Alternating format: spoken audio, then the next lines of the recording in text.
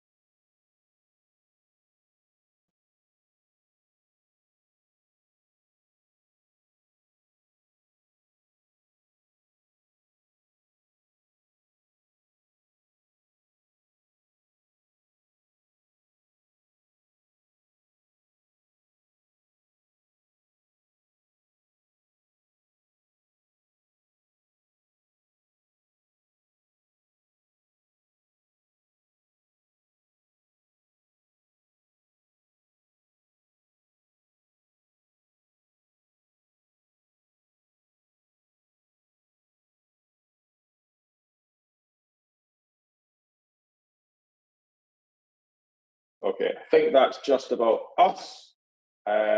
Just want to say thank you everyone for coming along this morning. My name is Kieran. I'm an Associate Impact Manager at Best. We have got a really interesting project to share with you this morning, and I'll run through how that looks in a second. Hopefully got quite a short, sharp agenda here, looking for about an hour's runtime. We'll do a little bit of housekeeping in a second, then I'll provide you a little bit of contextual information to the project. Then we'll have our first speaker, Simon from Elemental Power, speak to us on the sort of digital side of ALCHEMAI project, looking at data extraction, analysis, visualization, and a lot more therein. I'll then hand over to my colleague Ron from BT, who will then start to talk about how we apply that digital data-rich platform into practice. We will then hopefully run into around about 10 to 11, where we will have a short Q&A session at the end, which is an opportunity for anybody to ask any questions. Across the whole day, or across the whole session, all speakers will be muted until their slot. As I said, around about one hour. We would encourage questions throughout. There should be a chat section to the side of your screen. Please just submit questions via text, and then at the end you'll select them and read them out in the dialogue at the end. This recording will be available in due course, and then going further out, if there's any wider questions on the project that are separate to the call, we're quite happy to take those as well. So just a really quick one. Hopefully most of you on the call know about Best, you know about who we are, Built Environment Smart Transformation. We kind of sit at this nexus point around private sector, public sector, academia. We kind of link up with the decision makers, the leaders, the change makers to provide the clarity, the capability, and the value add to the push towards a decarbonised built environment. We focus these around three main areas: housing, manufacture, retrofit, and energy efficiency, skills and training.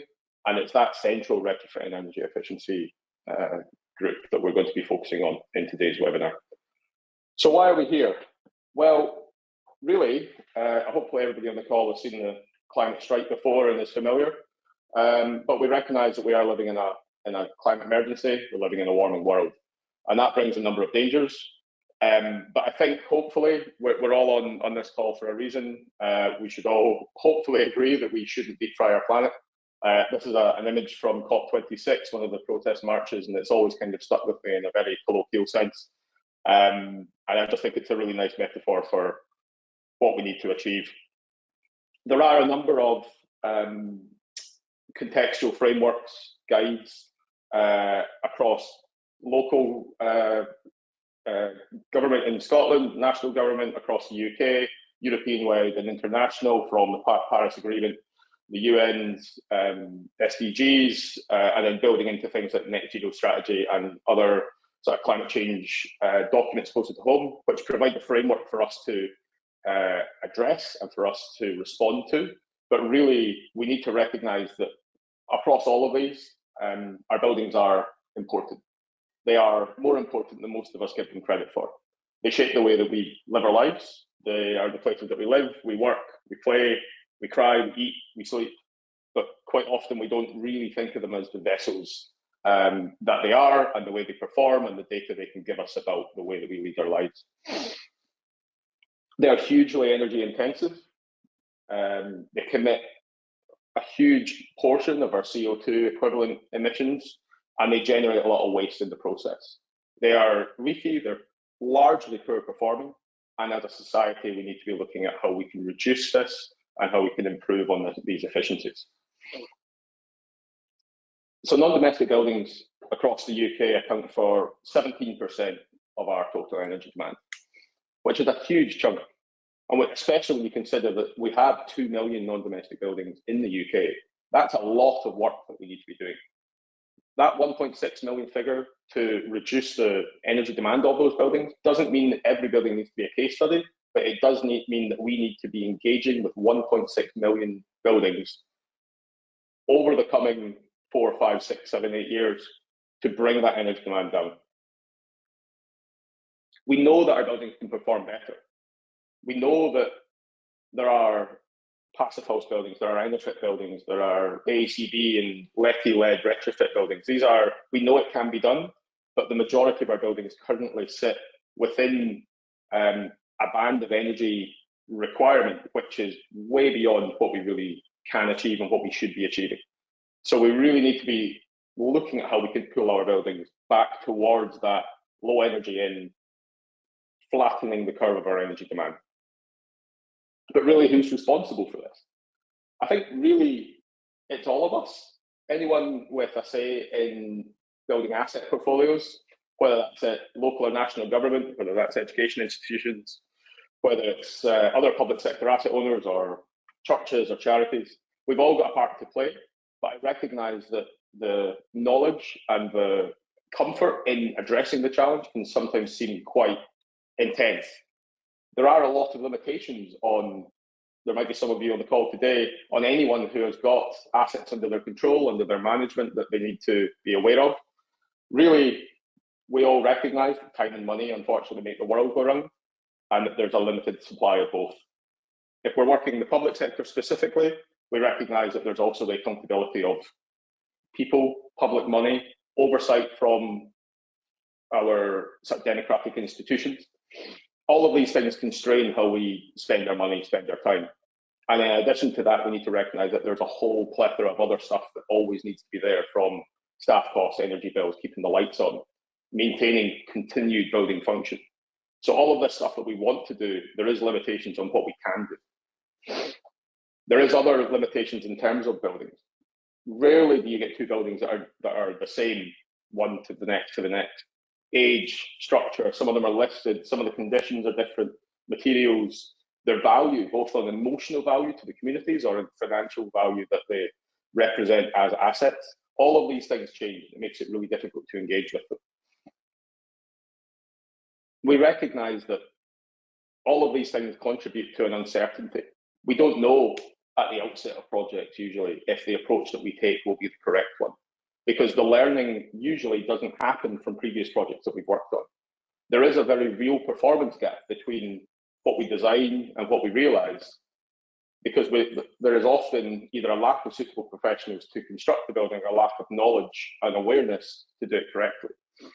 All of these lead into an unknown risk of failure, which places a large burden of uncertainty at the outset of projects. So if we do want to make our buildings better, where do we invest for maximum value? Is it in the people? There are behavioural changes that we can do as building occupants, as society, as homeowners. We can look at how we better ventilate, how we can reduce moisture in our rooms, in our spaces, how we can improve the air quality. But these are all predicated on you, me, taking the onus in addition to our daily lives, in addition to the priorities that we all face. And that's not really fair. The opportunity to invest should be in the fabric, and it should be in the services. To do that, that is where we will make the most benefit. There is there is a human component that comes into that, and the changing of those behaviours will happen, but it has to happen after we look at how the buildings themselves function. So to do that, we need to understand how our buildings function at the moment. And I think whilst we now have had building information technology, building information management in the industry for 10, 15, 20 years now, we are still data poor as a sector. We do not understand enough about how our buildings perform, about the materials around us, the fabric that they're made of. All of this material exists, and it can exist in a digital form, but we just need to know how to extract it. Once we extract it, that then gives us a platform to do something with it, to use that information as a basis for analysis and use that analysis as a basis for investment. I've thrown a lot at you there. Don't panic. I'm going to hand over now to my colleagues across the project, who's going to introduce our wonderful ALCHEMAI project and how it starts to address these challenges. We have a plan, but I'll let Simon, first of all, come in, as I think he will be a little bit more articulate in explaining the data side of ALCHEMAI than I will. Simon? Thanks, Kieran, and thanks for joining us, everyone. I'll be talking about the sort of data analysis and simulation element of the project, and that really goes across several work packages overseen by several partners. I'm sure you'll all be very interested in the monitoring element. It's very important to get real data back from these buildings. So that's overseen by a partner called ALCHEMAI. Next slide, please, Kieran. ALCHEMAI have a very granular building monitoring solution, and they are deploying their sensors over these 15 or so test sites that we've got in ALCHEMAI, and they're able to pick up things on a sort of zonal room by room basis with this solution, and all the sensors talk back to a hub, and then that goes to their cloud backend. So we're getting a very rich data set back from ALCHEMAI's technology, and they've been rolling that out over the course of the project. ALCHEMAI is an 18-month project, and we're starting to get data sets back from these sites, which is then going into our digital twin, which I'll talk more about a bit later on. So given that it's another partner's technology, I won't say too much more about ALCHEMAI's solution, but you can check them out on their website and see the kind of thing they do. But the information we get back from ALCHEMAI is electricity, temperature, occupancy level on a room by room basis, and things like CO2 levels and air quality. And you can see on the dashboard on the top right, this allows you to build up a very sort of granular idea of what the building is using, circuit by circuit, and you can assign things to cooking and hot water, kitchen, lighting, etc. That gives you a real rich data set to work with. But what do you do with all this data? You need some kind of actionable insights to then make the next steps towards procurement for decarbonising as far as reasonably possible your site and your portfolio of sites as an organisation.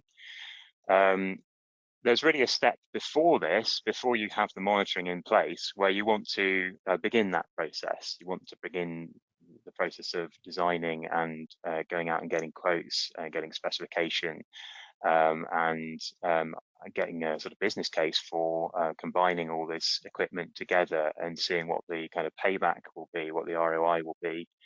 And we've designed the digital twin to really kickstart the process before the monitoring is in place. So the starting point for baselining what the building is actually using is historical bills. So on the bottom right, you've got a customer's bills. And this isn't even smart meter data, so it's not even half an hourly, it's actual meter reading on a kind of sporadic basis, once every few weeks. And then the supplier will typically estimate the values in between to produce a bill, but we only go on the actual readings. And then from that, we're able to synthesize an indicative half-hourly profile for both electricity and heat from those historical bills. And that gives you a starting point before the monitoring is in place. And then as the data evolves, as you get that monitoring data back and you begin to get things like supplier quotes and interaction with the DNO to connect various bits of kit like heat pumps, etc., we get structural surveys back for, installing rooftop solar, etc. You begin to understand what is possible, what's feasible on your site, and you can then rerun the analysis and refine that business case as you move closer to procurement. Next slide. So here's an example of one of our sites. Where better to start than in your own backyard. So this is one of the best buildings up in Scotland, and it just shows you a very granular breakdown of the electricity usage that's coming back from ALCHEMAI's monitoring solution. And you begin to build up a really detailed idea of what the building is using on that particular site, and you can then kind of handcraft the best decarbonisation plan for that particular building, given the intersection of its occupancy, its use profile, its demand, any kind of seasonal anomalies like if it's shut down for the Christmas holidays, etc. And it's only by triangulating all these sources of data in the context that you begin to really get those actionable insights back about what is the best way forward. Okay, next slide. So what do elemental power bring to all this? Well, given all this data that we're getting back, we need to understand what is the best future scenario to model. How can you simultaneously reduce the running costs for the lowest capex and also decarbonize the building's energy use in terms of scope 1 and scope 2 emissions. And the software that we've built, EPOC, standing for Elemental Power Optimizer with Clean Heat, is a simulation of what is possible on that site in any given future scenario with a future mix of parameters. Things like rooftop photovoltaics, solar battery storage on site, heat pumps rather than gas heating, domestic water storage, and how these elements might interact together in that future scenario. And from that simulation, looking at it time step by time step for a whole year typically, and then projecting that forward over the lifetime of the equipment that you're proposing, you can begin to build up a very robust business case or investment case for installing that mix of assets on the site.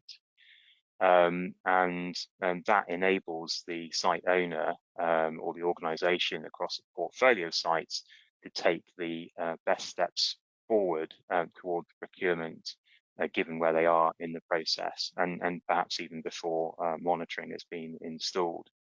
So the kind of things that APOC is able to optimize for is things like carbon cost in pounds per tonne, and that's derived from the running costs of the scenario and the scope 1 emissions. So typically SALIX funding is done on pounds per tonne of scope 1 emissions. We can also calculate the scope 2 emissions from avoided imported electricity.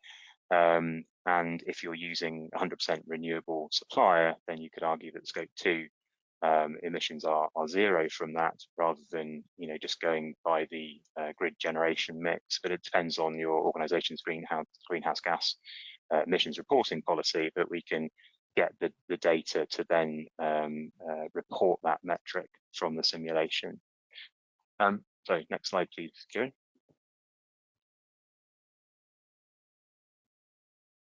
So why is this challenging, and why do many organizations stumble at this need to do a kind of forward projection of what's possible? Well, when you have energy storage elements on site, particularly, you have to understand how those stateful assets behave through time. And the only way of doing that computationally is doing that in a time domain simulation. So what I mean by that is that the current state of the storage asset depends on the previous time step, and then the previous time step, and so on. So what our simulation software does is say, okay, if you put a certain size battery on here and have a certain control algorithm, then that battery will soak up all the surplus solar rather than exporting it to the grid at a loss of income, and use that solar on site. And if you've got a time variable import tariff, it will also simultaneously import electricity at times where the electricity is cheaper. And if you run that for a whole year and capture the seasonality of the solar PV and the heat, etc., then you can begin to understand the benefit of storage with this digital twin simulation. Another very important piece is estimating a split between space heating and domestic hot water, depending on how the site is used. And there is a kind of data science stage that we put before this simulation, which we call pre-POC, which does that separation of space heat and domestic hot water to estimate how much hot water storage you'd need, for example.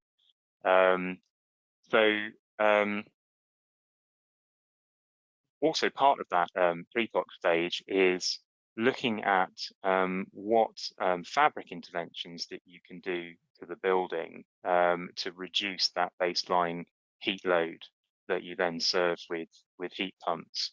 And that is a very important part of the overall workflow, is reducing that baseline heat load and then understanding what the cost of those interventions are as part of the overall scenario, and how you can then combine them with the more active energy assets to reduce or minimize the overall payback and cost save and maximize the cost savings.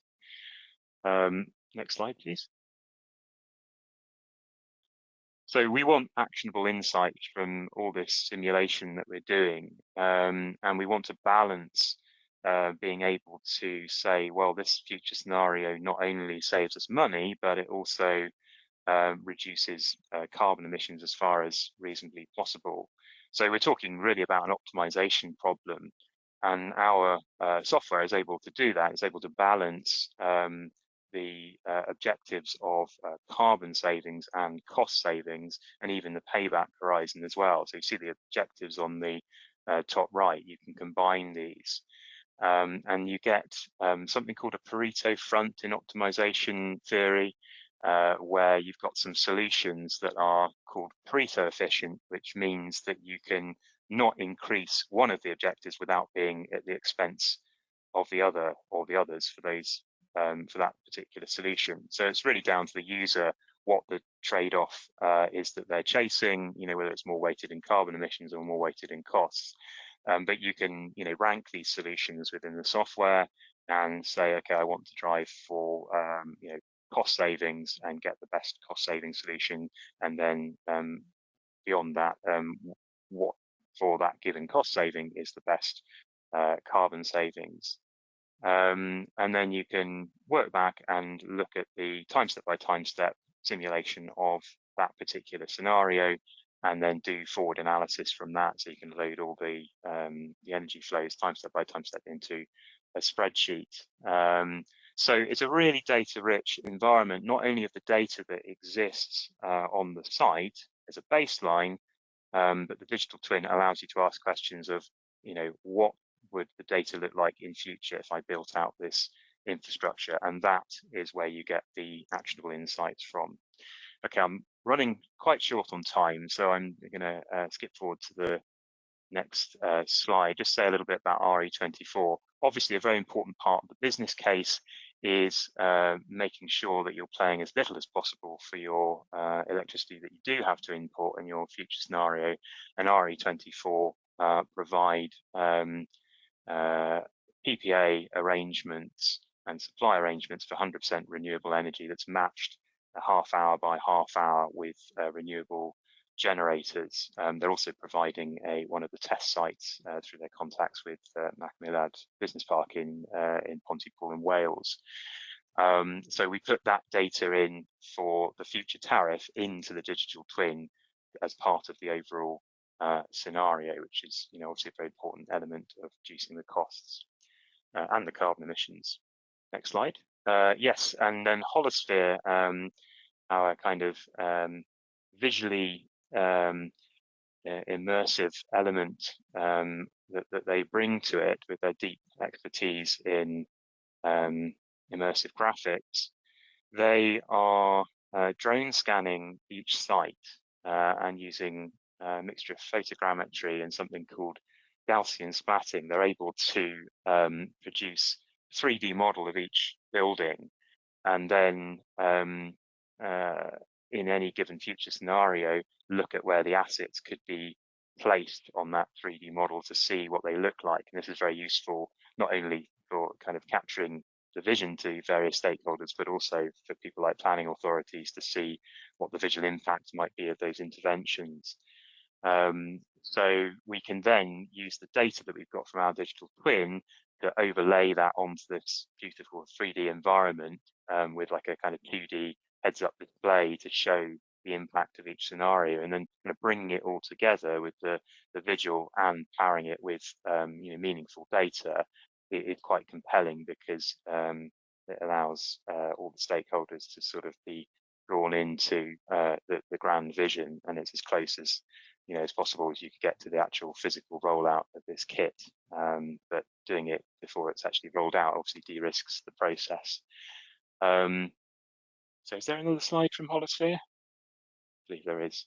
Yes, and a part of this is actually thermal drone scans that look at points of insulation failure for any given site, and these are kind of quick wins where you could do a triage on the insulation for relatively little cost and save a significant slice of the baseline heat load. One very cool thing that Holosphere is able to do is project these 3D models in what they call their hollow cave environment, which is a sort of 360-degree environment of projection. So you can walk into this cave. You can even put on a VR headset and walk around these sites in virtual reality. So it's all about kind of capturing that vision in the visual domain to bring the the energy infrastructure to life. So I think that's possibly it from me. Is it, Kieran? Yes. So I'll hand over to Ron, who's going to be talking more about the practical application of this. So over to you, Ron. Thank you, Simon. I always get more and more amazed at what AI and what you're producing. It's amazing. Thank you, everybody. My name's Ron Beattie. We are, I suppose, really the least exciting member of the group. We're experts on passive house and buildings, and we built over 600 passive houses and retrofits across the UK over the last sort of 15 years. But understanding how a building actually works and not just guessing is fundamental, I think, to any retrofit, because we make many mistakes. We spend a lot of money on maybe insulating but not ventilating. We spend a lot of money on equipment because it sounds good, and does it actually work? So if we start something where we can really get to grips on what that building's doing, we can analyze that data and then give us over 1 million different options to what that can be done, then that really blows the whole idea of what's good and what's bad away. It's a real understanding of that building and a real understanding for the client exactly what those interventions will cost, the amount of carbon can be saved, and not just looking at it today, it's going to be looking at it for the lifetime of that building. And I don't think we've ever been able to capture data like that before. We've never really been able to put that in a way where we can actually walk a client around an external part of the building. We will be able to show them the leaks and the thermal models. We're able to discuss in 3D, in a real immersed environment, what and how those interactions will work on a listed building or on a leisure centre, a new office block, a hotel, a school, and really get an understanding of what the benefits are going to be for each of the different scenarios. At the moment, we get a written report, and although that written report potentially could say the same things, it wouldn't have been able to go into all those different scenarios and have the emphasis to be able to back them up. I've done retrofits and saving 80–90% of energy on buildings, but to be able to look at different scenarios before you do that and pick the ones that you can do now with the finance you've got and then blend them in over a period of time, I don't think it's ever been available. And to really understand what we can do with buildings is going to make a massive difference, I think, to the retrofit journey on buildings around the world. So to me, it's a real good understanding where we're pulling together, I think, a great team of real expertise that can put all this together and then go out and have a whole new immersive tool to be able to talk to clients on. Just as a bit of impact, we've been working through, next slide please, Kieran, looking at leisure centres, and they're different leisure centres. This one is a 1970s started as a building. It's grown over the time. It's got bits of double glazing, it's got bits of concrete walls, it's got coal bridges everywhere. And our job was to look at that fabric and say, how can we improve it? What's the interventions that we could put into that building that would allow us to, one, reduce the amount of heating requirements.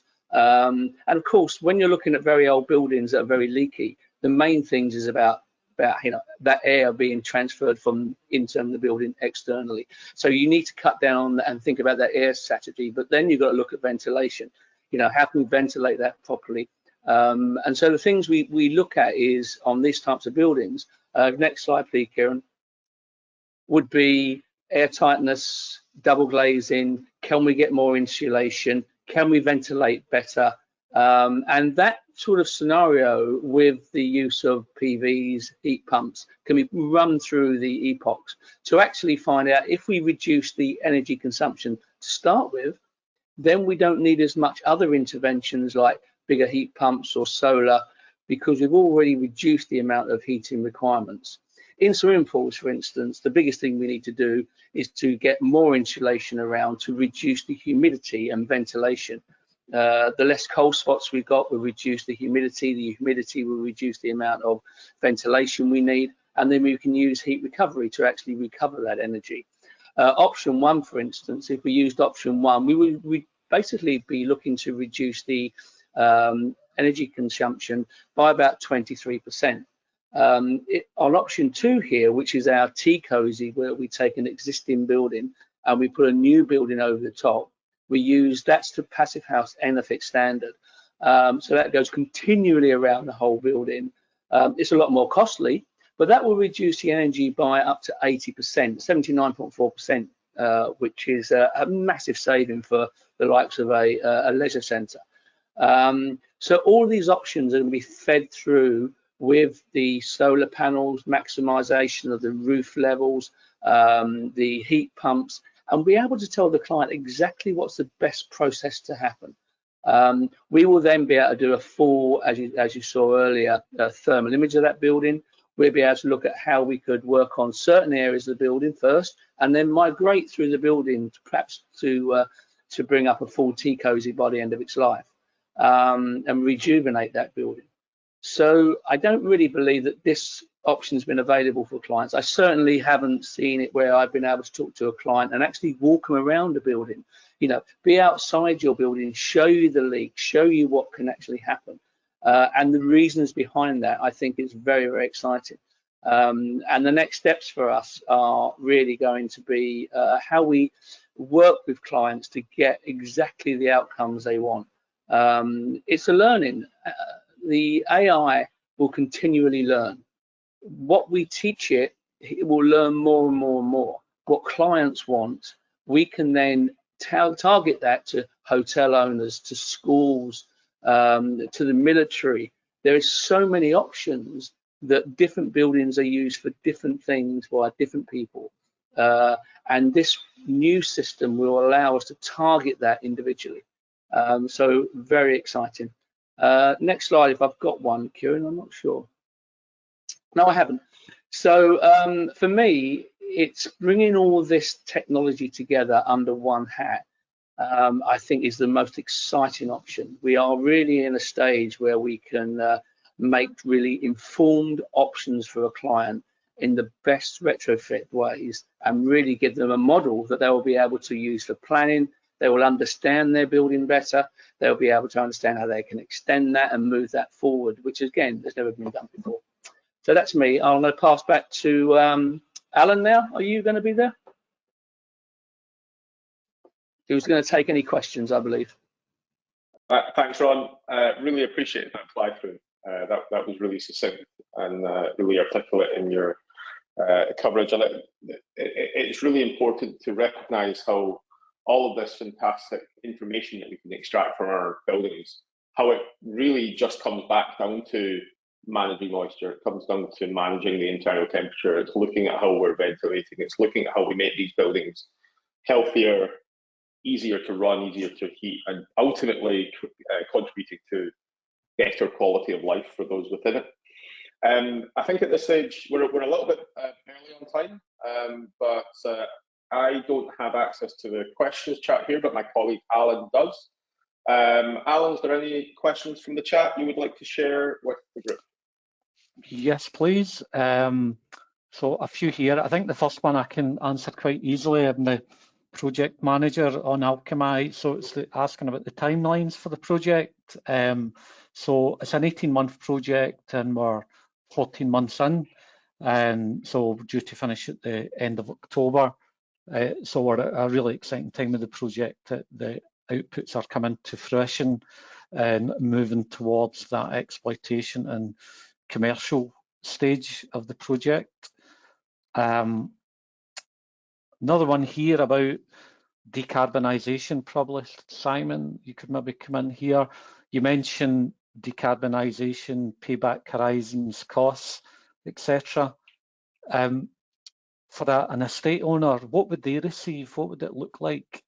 Do they receive a report, or how would you inform an estate owner or a client?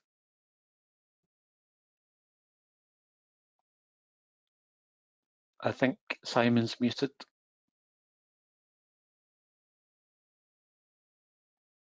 Still muted, Simon? I could possibly come in if Simon's still muted. Maybe there's a problem there. No, I think someone needed to unmute me. So, yes, so the question, it's an excellent question.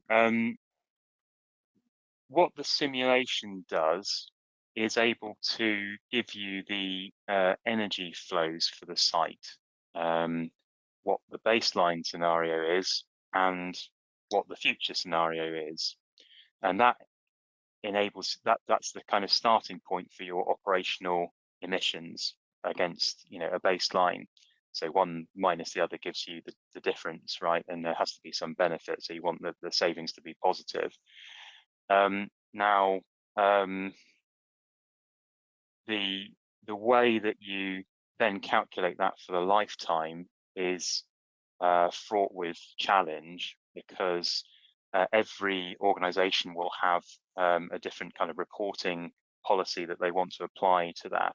So our approach is to apply a sensible default methodology to give an indication, and then by providing that energy simulation data, the organization can apply their own methodology to that too, and see how they compare.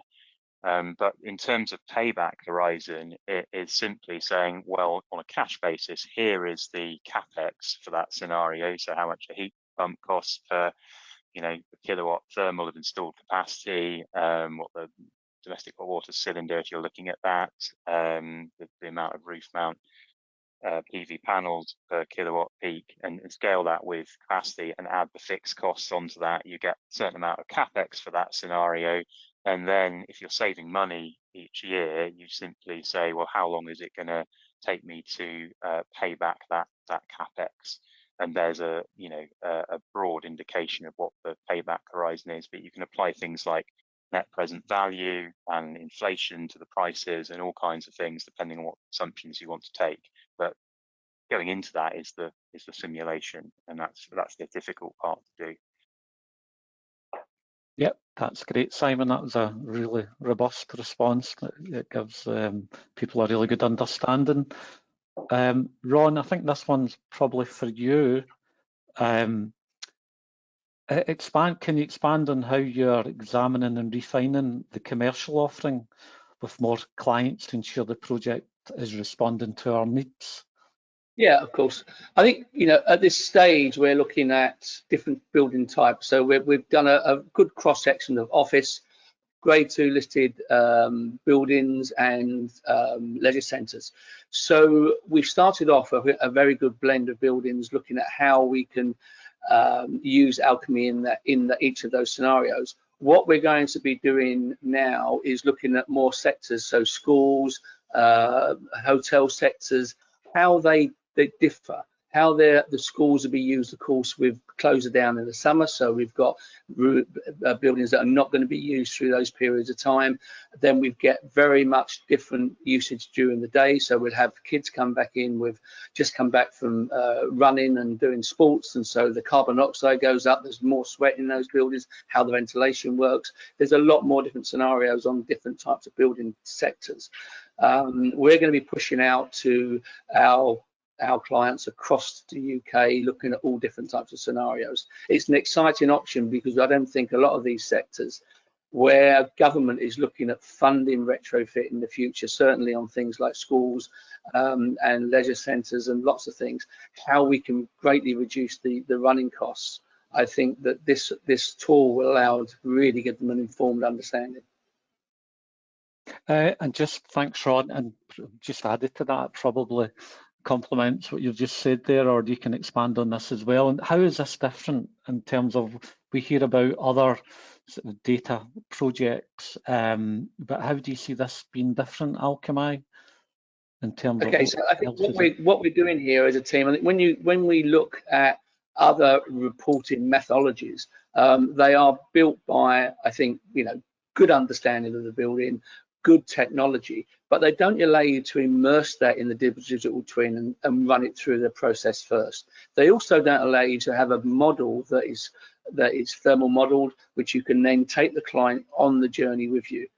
I've never in all my life been able to walk around a building externally and actually point things out of, this is where you're leaking, these are why you're doing this, this is how we can improve. So as a visual communication tool, I don't think it's ever been there. And it opens up, I think, so many options for clients, because it's not just about each of our elements, it's about bringing it all together in a really immersive way.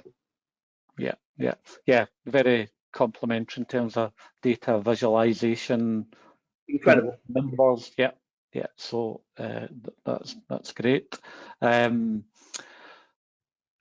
This might be for partly maybe an ALCHEMAI type question. Simon, you can chip in here as well, perhaps. Do users of the tool need to install any software, and if so, how powerful a PCE will we need? Yeah, that's a really excellent question. Is the sort of technology that's powering this. So there are two sides to things. There's one is the monitoring, and as you say, that's a kind of a mature commercial solution provided by ALCHEMAI. That doesn't require sort of powerful processing at all. It's just picking up data. The challenge there is the comms, but they have a robust solution to provide that. So getting the data back, no problem. What is computationally challenging is the optimization problem that I talked about, and the simulation.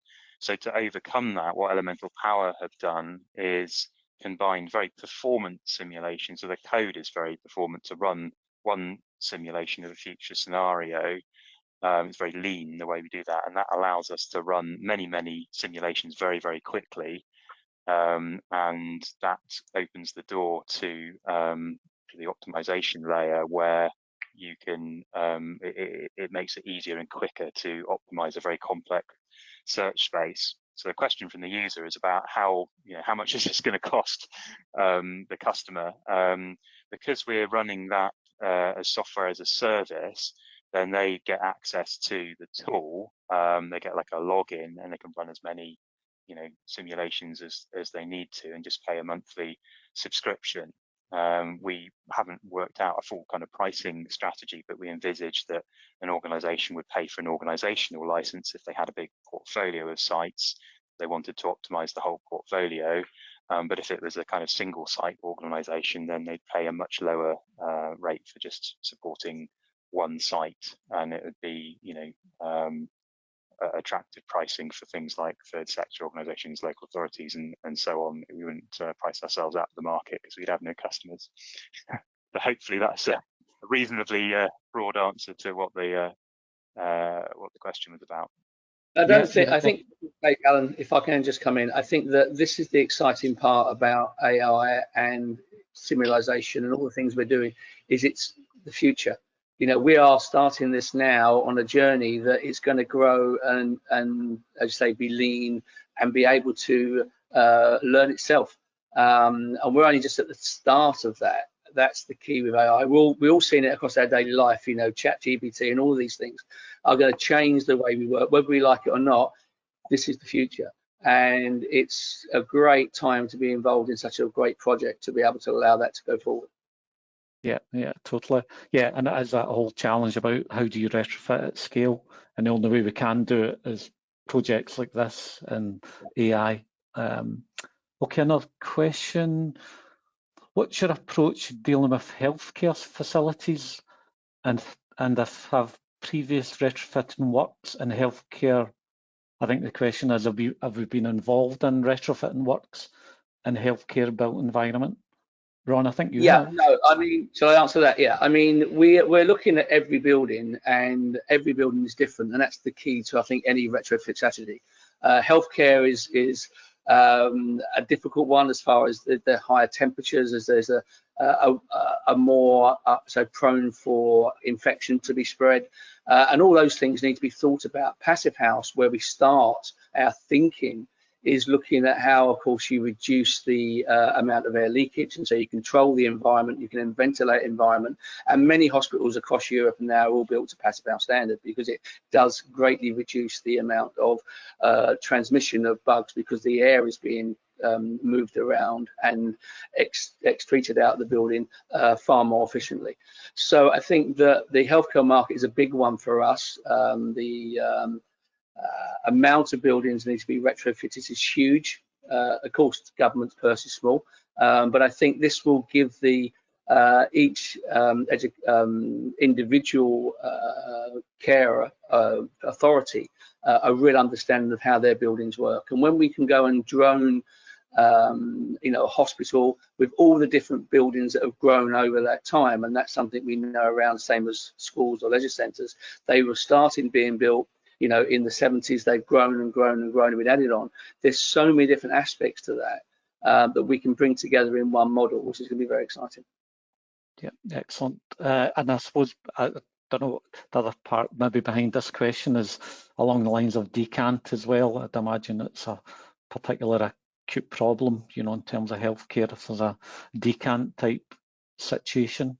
I mean, it depends on the amount of work that's being done, of course.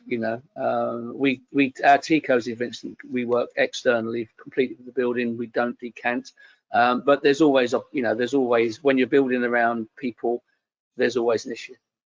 Yeah, of course. So an easy one, is a project domestic or non-domestic? It is non-domestic, and can it be applied to domestic? Well, the methodology's there.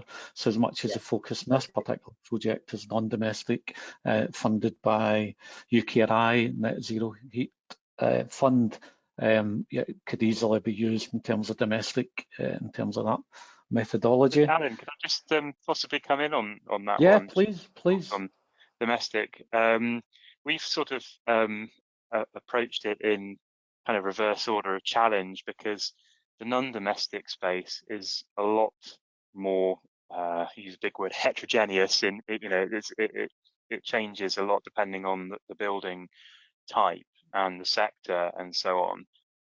Whereas domestic, it's more of a volume game there, in the sense that most households have similar kind of demand patterns and similar issues broadly.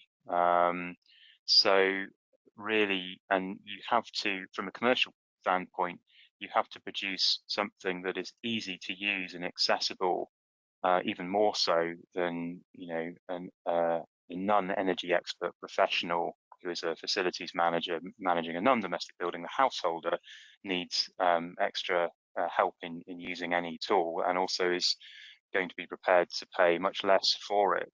So we see the evolution of this, the underlying simulation and methodology they're applying, in principle, can be applied to the domestic space, but it's a lot easier to do that. The challenges are broadly more, are less, given that it's much more unified and simple, and it's the same type of loads and assets that you're considering, the same issues for the householder, but you've got to sell many more licenses at a much lower price to really kind of capture that market. So I think that we could see, ALCHEMAI 2 in the domestic space in a few years' time. Yeah. Alan, I've got one come through here. Just, I think, mostly for Simon, this one. Just looking at clients who have got an idea of wanting to gather data on their existing buildings as it currently stands, recognizing that the AI can start to predict based off static information. Is there any value in them investing in building sensors of some regard now, so that there's a body of data there that they can then respond to? Or is the static information that they have from their bills sufficient for a future engagement, should that be something that comes along? Yeah, that really is the kind of million-dollar question about monitoring. Now, I think it really depends in practice on the complexity of your building and your sites, what kind of insight that you want. We've built the system to enable you to put your kind of best foot forward, no matter where you are with monitoring, whether you've got no monitoring at all, whether you've got some monitoring, or whether you've got the pattern and monitoring solution. It can make best use of that data. We fill in the gaps with synthesizing the data to the granularity that we need. Now, what that allows you to do is to say, okay, here is the confidence I have, given the monitoring that I have at the moment, whether it's smart metering, half-hourly, AMR, or just historical bills with sporadic manual meter readings. You can then say, okay, given what I know now that I don't know, is it worth putting better metering in? Is there a cost benefit to doing that, or can I just move forward to procurement with some real tangible assets on site to reduce the energy usage, given my monitoring solution? Another thing to bear in mind is that very often you get, as a bonus, monitoring bundled with the assets that you'll be installing on site. So say like a solar BESS solution, Solar Edge, for example, is a monitoring platform that comes with certain kind of BESS combinations and solar PV, and that can save you a lot of money from just putting in a standalone monitoring solution. So I think it sort of depends, and you need to think about it carefully. So a couple more questions here. So this one, it's along the lines of, recognizing it's a huge challenge in terms of retrofitting and across the infrastructure. But given what the project can do in terms of simulation visualization tools, can we basically do a demo to show the impact of ideas and the options to hopefully shorten the time between the idea through to full report assessment? So I think there it's like a case of, can we offer something before actually anyone's spending money on a big investment? Yeah, I mean, like any tool, Alan, it's going to be, we need to commercialize this, and we're on a journey of commercialization. How do we package this all up for a client? And you know, we will be formulating that over the coming months once the package is correct. But what we're looking to do is to have more seminars, to more understand buildings, to try different sectors. So we will be doing some schools. We've got grade 2 listed buildings and leisure centres, offices. So we will have a good run through of different type buildings that the clients, and hopefully many people that may be on the call today, clients can then have and run through as a package and say, look, we can offer this service to you. And the idea will be that, you know, we can bring all this under one hat and be able to deliver that to as many clients as possible. And I think you've already alluded to this question about what's the last 4 months of the project hold. So you've just alluded to that in terms of, you know, what it means getting it out to more clients. Commercial offering will be launched as well, of course, Ron. We'll have a final report with lessons learned that will be open to anyone. We'll share that widely. It'll be on the BEST website, and there'll also be other dissemination events, including a final dissemination event at Holosphere, one of the partners. That was a final question there, Kieran. Yeah, no, I think that's it. That's been a really fantastic discussion. Really appreciate the insights across Ron and Simon there, and some really fascinating questions from the audience. Appreciate everybody that has sat with us. It's been a really fascinating hour of discussion and information. I'm going to call it there. We are 2 minutes shy of our 1 hour slot, so thank you everyone for your attendance. As I said at the beginning, this webinar has been recorded, so we will share it in due course, and look out for further updates on the ALCHEMAI project over the coming months. Alan? Kieran, if you don't mind, I would just really like to give a big shout out. Obviously, we've got Ron from Beta, it's been excellent, Simon from Elemental Power, but behind the scenes, I also want to acknowledge the other partners you've not heard from, but you've maybe sort of just heard their names being mentioned. So we've also got ALCHEMAI, Holosphere, Bassetlaw District Council and RE24. So just wanted to acknowledge their involvement in the project. Fantastic. Thank you, Alan. Okay, without further ado, I will call it there, but thank you everyone. Thank you to our speakers. Thank you to everyone in the audience. Thank you for the questions. Everyone have a good morning. Thanks very much. Bye-bye. Cheers. Bye. Bye-bye.